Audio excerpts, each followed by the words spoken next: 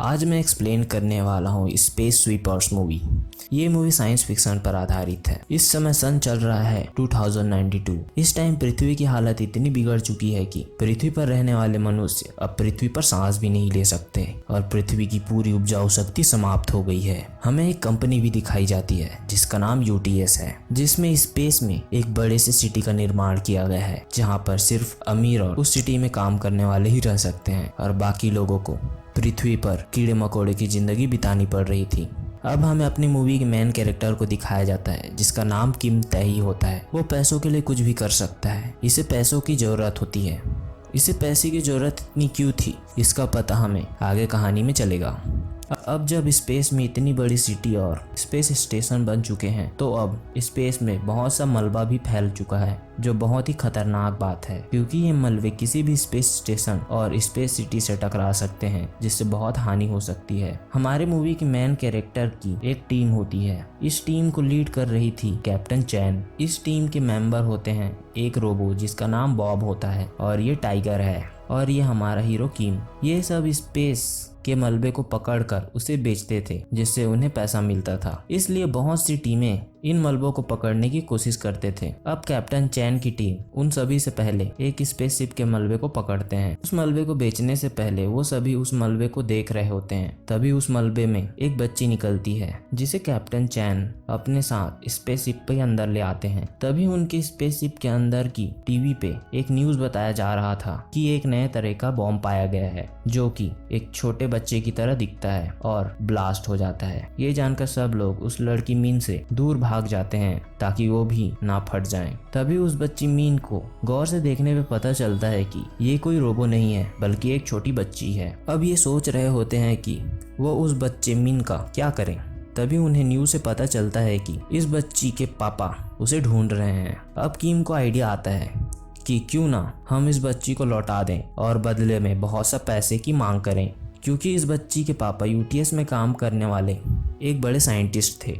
उन सभी में से टाइगर को मीन से लगाव होने लगता है। अब वो सब मीन के डैड को कॉल करते हैं और उनसे $4 मिलियन की मांग करते हैं और मीन के डैड को पैसे लेकर एक डिस्को में बुलाते हैं। अब वो सब मीन को एक बॉक्स में भरकर डिस्को ले जाते हैं और मीन के डैड का इंतजार करने लगते हैं। तभी मीन अपने बॉक्स से निकलकर बाहर आ जाती है। अब मीन को देखकर डिस्को के सभी लोग डर जाते हैं क्योंकि वो भी उसे रोबो बॉम्ब समझते हैं और डिस्को में भगदड़ मच जाती है। और इस भगदड़ के कारण मीन के डैड को मीन नहीं मिलती और वहाँ पर UTS पुलिस आ जाती है जो कि उस बच्ची मीन के पीछे होती है। इसलिए कैप्टन चैन की टीम को वहां से भागना पड़ता है और इस दौरान उनकी शिप काफी डैमेज हो जाती है। अब वो सब अपने स्पेस शिप में आ जाते हैं। यहाँ आकर उन्हें पता चलता है कि मीन अपने बॉक्स से खुद नहीं निकली होती बल्कि टाइगर ने उसे निकाला होता है, क्योंकि टाइगर मीन को नहीं देना चाहता था। उसे मीन से लगाव हो गया था। किम टाइगर को समझाता है कि हमें पैसों की बहुत जरूरत है, इसलिए हमें मीन को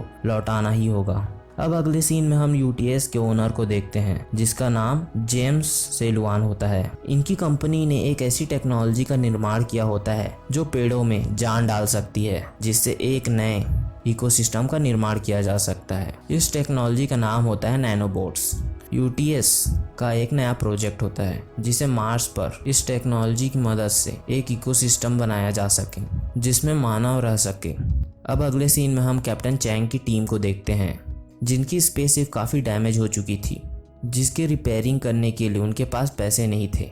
तभी मीन किम के पास आती है और वो एक कैंची मांगती है। किम पूछता है कि तुम उसका क्या करोगी।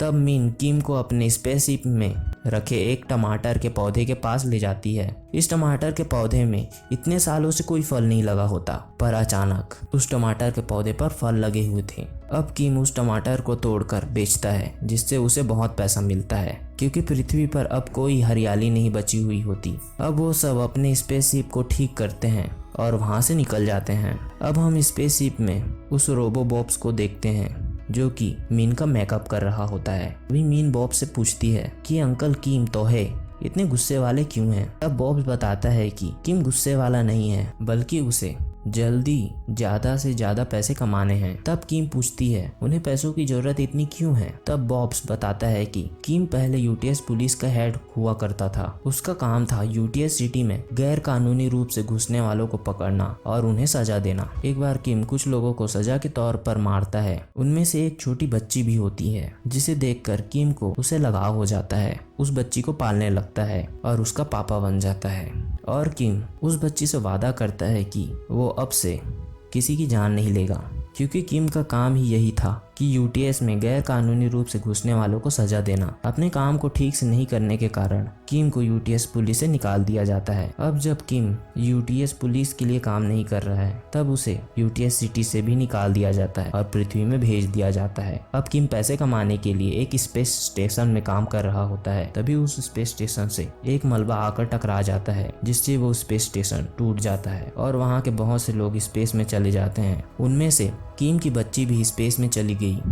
अब किम को 2 हफ्तों के अंदर एक सर्चिंग कंपनी को बहुत से पैसे देने हैं, जिससे वो किम की बच्ची को ढूंढ सके। इसलिए किम को पैसों की बहुत जरूरत है। अब अगले सीन में हम यूटीएस के ओनर जेम्स सिल्वान को देखते हैं। हमें लगता था कि ये अच्छा आदमी है, पर जेम्स ऐसा नहीं था। वो पृथ्वी को बॉम्ब से उड़ाना चाहता था ताकि वो पृथ्वी से पूरी जनसंख्या खत्म कर सके और नैनो टेक्नोलॉजी से पृथ्वी में नए इकोसिस्टम का निर्माण किया जा सके। इस नैनो टेक्नोलॉजी का निर्माण मिन के पापा ने किया होता है। जब मिन के डैडी को पता चलता है कि जेम्स क्या करने वाला है, तब मिन के डैडी उस टेक्नोलॉजी को बचाने के लिए उस टेक्नोलॉजी को मिन के अंदर डाल देते हैं और उसे यूटीएस सिटी से बाहर भेज देते हैं, ताकि जेम्स को वो टेक्नोलॉजी ना मिले और जेम्स पृथ्वी को नष्ट ना कर सके।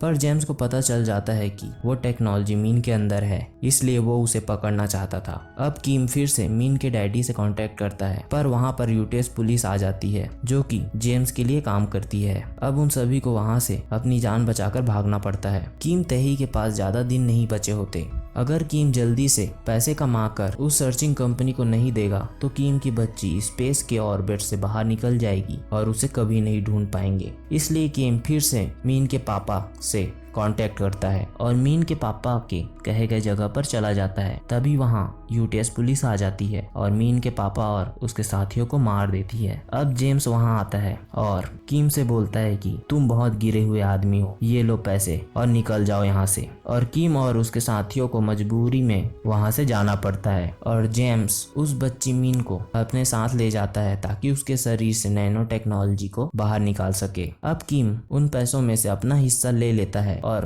किम बोलता है कि बाकी पैसे तुम आपस में बांट लेना। तब कप्तान चैंग बोलती है कि हम इतने गिरे हुए नहीं हैं कि एक बच्ची को मरने के लिए छोड़ दें। तुम्हें जाना है तो जाओ, हम उस बच्ची को बचाने जा रहे हैं। और किम उस सर्चिंग कंपनी में चला जाता है और उन्हें पैसे दे देता है और वो किम की बेटी को ढूंढना शुरू कर देते हैं। और किम अपने टीम के पास चला जाता है ताकि वो सब मिलकर मीन को बचा सकें। अब वो सब यूटीएस के अड्डे के अंदर घुस जाते हैं, जहाँ पर वो बॉम्ब भी होता है जिससे पृथ्वी को नष्ट करने वाले होते हैं। वहाँ पर मीन भी होती है जिसकी बॉडी से नैनो बोट्स को बाहर निकाल लिया गया था और उस बॉम्ब में टाइमर लगा दिया गया था। इस बॉम्ब का इफेक्ट एक लिमिटेड एरिया तक ही पहुंच सकता था। कैप्टन चैंग इस बॉम्ब को डिफ्यूज करने की कोशिश करती है पर नहीं कर पाती। अब उन्हें आइडिया आता है कि अगर वो बॉम्ब को डिफ्यूज नहीं कर सकते तो इस बॉम्ब को पृथ्वी से बहुत दूर ले जाएंगे, जिससे इस बॉम्ब के ब्लास्ट होने पर इसका इफेक्ट पृथ्वी पर ना पड़े। पर ऐसा करने से कैप्टन और उसकी टीम के पास टाइम नहीं बचेगा